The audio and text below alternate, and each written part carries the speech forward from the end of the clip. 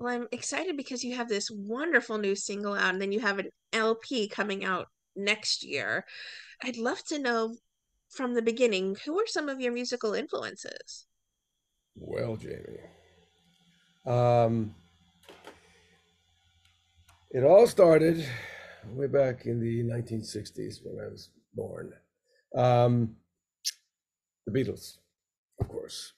Beatles, Stones, Sly and the Family Stone, the Hollies, the Who, the Kinks, Small Faces, uh, the Monkees, um, who else? Simon and Garfunkel. Those were the things I heard, and a lot of jazz and well, classical when I was really young, but from like when I was born till about 6, I heard classical and jazz around the house. My parents were really into like big band and swing and Sinatra and Tony Bennett and Ella Fitzgerald and like Nancy Wilson, all this kind of jazzy big bands. Dan Kenton, my father was into as a big band guy. Um, and then I heard Revolver by the Beatles, and I'd been hearing Beatles and stuff on the radio anyway, and that was it. I was so like I put the headphones on and listened to this stuff panning back and forth. And I was like, what planet is this? I had just been listening to a little speaker in the car radio, one speaker, but then you could hear it in stereo, and I would stare at the Revolver album cover and which one is John and which one is Paul? And, it was just the whole thing. And we saw the Beatles movies, and then we were into the Monkees TV show, and it's a thing when you're a kid. You relate to those kind of you know. Me and my brother. My brother's a great bass player. He plays on most of my records, and you relate. You each kind of pick out a guy in the band. I'm him. No, I'm him. And my brother would always be like, I'm Mike from the Monkees. He'd want to be Mike, and he wanted to be George, from the Beatles. I wanted to be Ringo and Mickey. So I knew I wanted to be a drummer, right? So I started as a drummer, and my brother started as a guitar player. Just laughing because I remember as a kid watching the Monkees TV show and just like loving it. We would watch, and of course they do the really speed up moments Oh where they're yeah, going beep, boop, boop, yeah, boop. yeah. It was What genius. what was Genius it about the creation. guitar? What was it about that particular instrument that really drew you to it, and when did it begin to be a passion for you? Well, like I said, first I was a drummer. My brother was a guitar player because he liked Mike and George, the guitar players, and I liked Ringo and Mickey, right? Because they were sort of loud and funny, and I sort of related to that. And Ringo had a big nose, and and so, but my brother had been studying guitar. Well, this is we were living in upstate New York in like Buffalo, and the suburbs of Buffalo when I was up until I was like 9 years old, and that's when I heard all the early stuff was like Buffalo radio. And when we moved from Buffalo to New Jersey, right outside of Manhattan, um, my brother got his first. Did he get it? No, he had a guitar already, and I had a sort of a partial drum kit.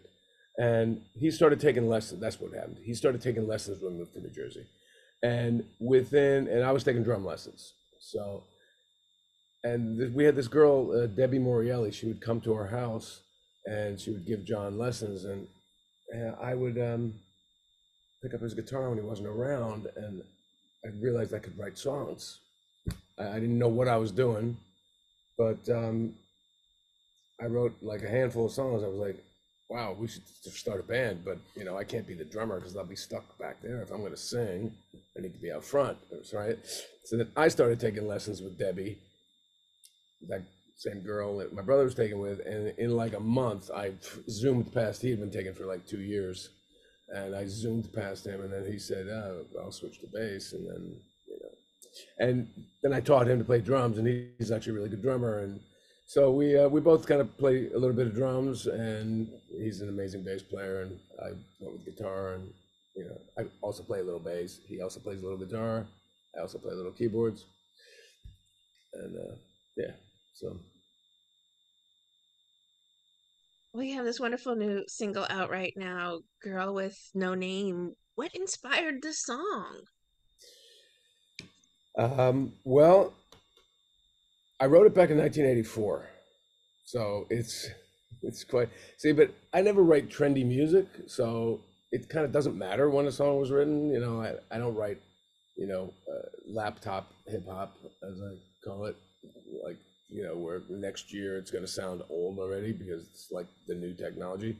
I use real instruments, real drums, real guitars, real vocals, no auto tune, no, you know, I mean, we do it in the digital realm, but I always try and make it sound older and classic. Like it could have been recorded in 1973 or 93 or 2023. But subject matter wise, back in 1984 when I wrote it, I mean, that's kind of this thing I was going through where, I'd be walking down the street in New York or wherever I was, and oh my God, look at the beautiful girl. How do I say hello? And she walks by, and I mean, these days I'm married, so obviously I'm not I'm not in that position. But you can always dig into the well of your childhood traumas, to dredge up material for songwriting. And in this case, the song was done already, and I had gone. I was thinking about, see, because I had written.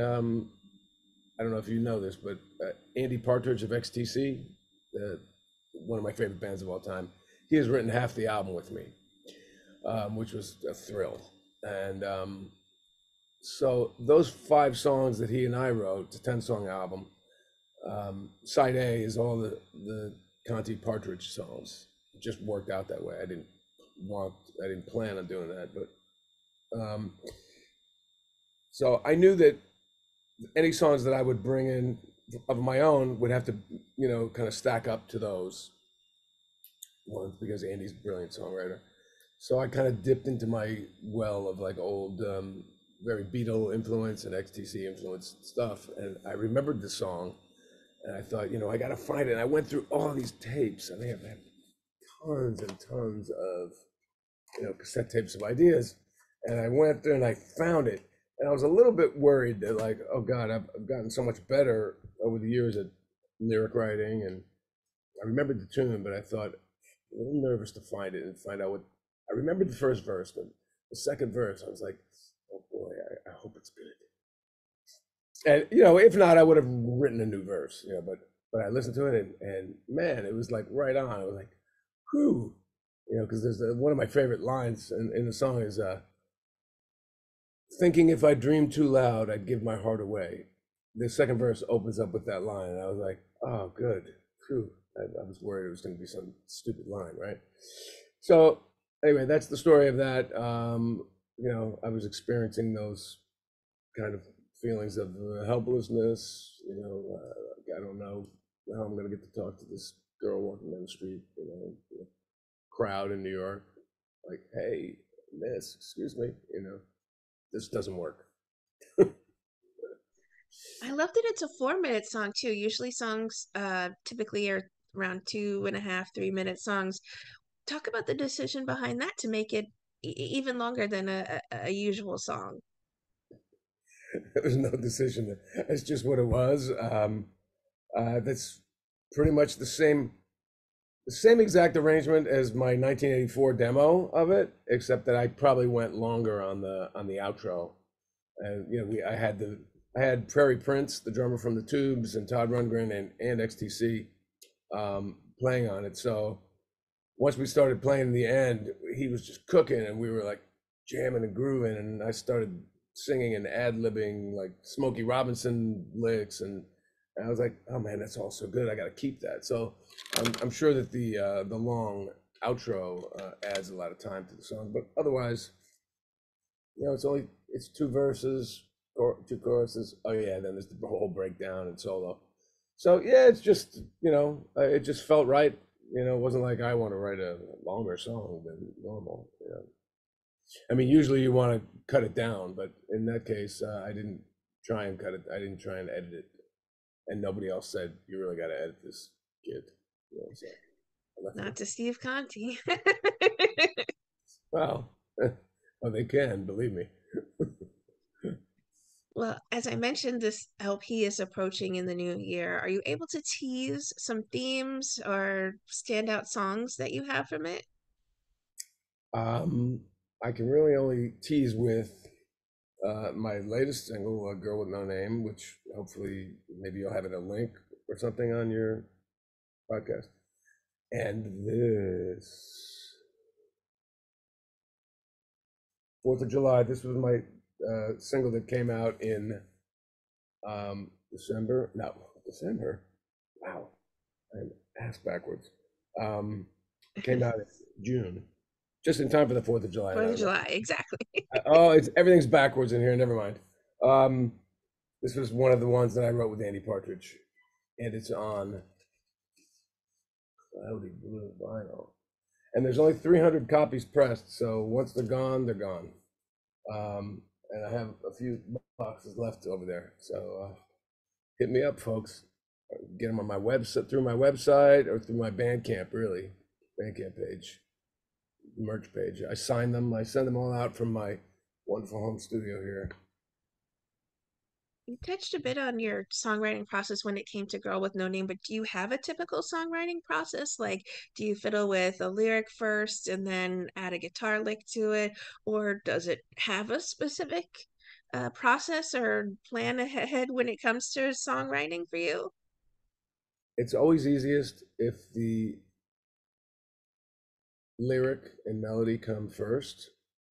Like if I have an idea for a chorus, or oh god, I should write a song with that title or that phrase, and then I start singing it, it naturally picks up its own rhythm and groove, and then I kind of know what kind of tempo it's going to be in, what kind of feel, and if there's a melody with it, it usually kind of dictates maybe what the chords are going to be, and that's an easy way to get the easiest way to get started. Um, then I have so many songs. I mean, let me refer back to these wonderful cassettes. And since I don't even bother with cassettes anymore, really. I have like a playlist this long in my iTunes of all the digital stuff that I've been doing, with voice memos on my phone for the last 10 years. Um, that are all now, I kind of go to those first just because they're easier than firing up a cassette tape and fast forwarding through and listening to good stuff. Um, but I have tons of like instrumental tracks, and I'll go, oh, that's a really cool uh, instrumental feel for a song, right? And those are harder though, because you listen to them and you go, well, what does this song sound like it's about? Or I'll just start singing some nonsense over the top of it and see if it what is it that Keith Richards calls it? See what the vowel movement is. Because there's certain words you want to say ow on or ah or e, and if you use the wrong syllable for a held note or a short note, it sounds weird, right? So ah na no na na ni na no ni la la la la li, la la. If it was loo loo loo loo loo loo loo loo, that would suck, right? So you kind of got to get the vowel movement right, and then sometimes you get stuck on those vowels, and you have to find words that fit with them that make sense and that feel like they mix with the tune. So that's always harder. So it's always better if you write with the title and lyric and melody first, and but I do both ways. How involved then are you when it comes to the production side of the music you make? I produce it. I had a friend of mine, keyboard player Andrew Hollander, he's co-produced my last album with me, and I've been working with him for 20 years in various projects and on film scores, and we had a band together 20 years ago. He's like my yes or no guy. And I go, what do you think of this? I go, nah. So, yeah, you know what? I was already feeling that. Thank you for, you know.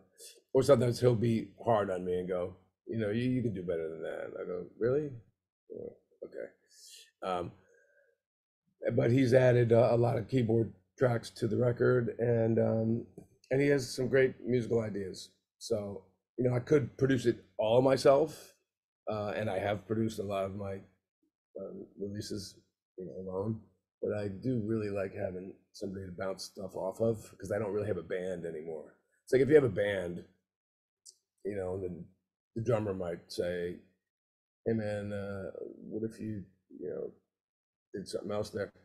But pretty much I hand the finished demos over to a session drummer, you know, a guy that I really like, not a guy who plays like a stiff session guy, but like a really good drummer, like Gray Prince or Tommy Price from Joan Jett, Billy Idol, who also played on this. Um, and you know, it's like casting. I'm the casting director. I give it to the actor that's going to play the role in the right way, and you know, I just trust that they're going to do their thing the right way. So there's no like rehearsing and them giving me feedback and suggestions. Although, you know, in the studio, somebody might say, uh, what if we did that twice as long or whatever? And I'm always open.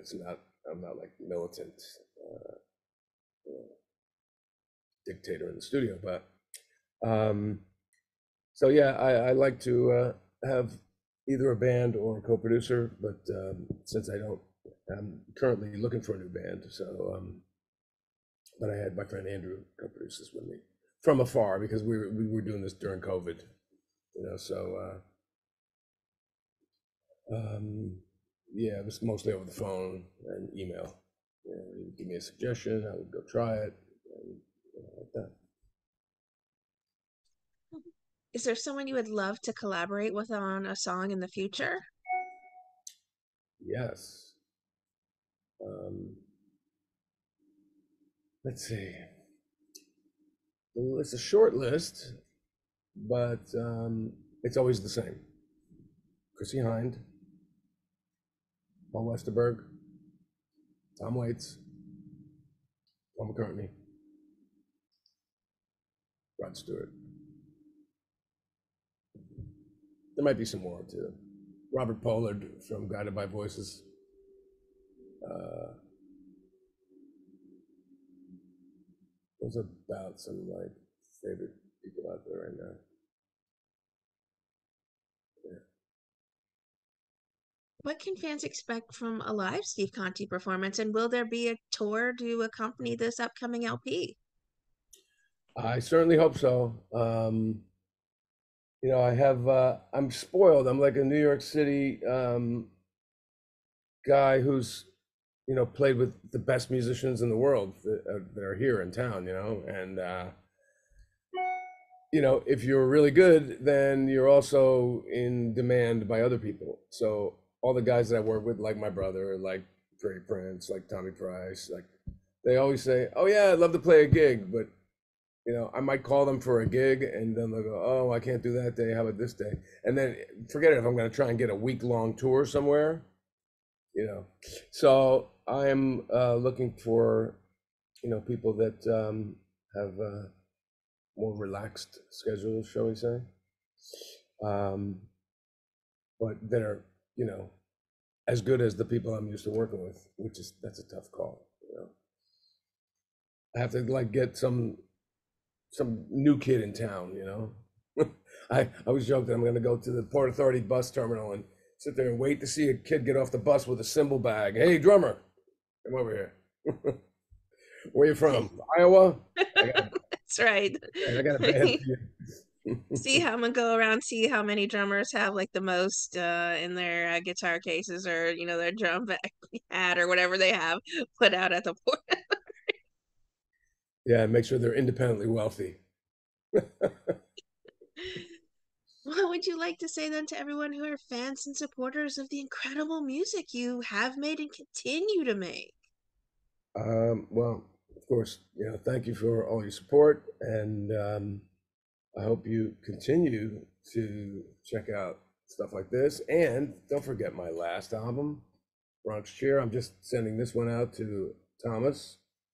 Um, you know, I on my Bandcamp page, I uh, I have shirts and CDs and vinyl. I have vinyl LPs, and you know, I do them all here at home. You can buy them from the label and from Amazon and everything, but they just come from a warehouse. You know, this has my personal touch. It's got my personal DNA touching it. But no, seriously, thank you for all your support. And you know, I mean, some people know me from different areas of life. Some know me from my solo stuff and what they hear on Underground Garage and what they see on the internet. Some know me from the New York Dolls. Some know me from my band Company of Wolves from back in the '90s. We were on Mercury Records. That was my first real original band. Some know me from Michael Monroe, and some know me from the anime world.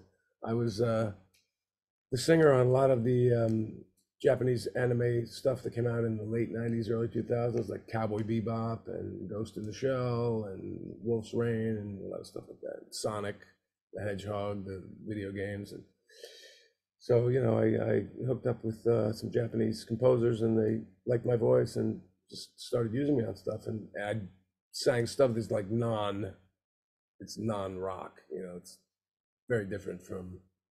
And most people go, "That's you." Yeah. So seek that out if you haven't heard it before.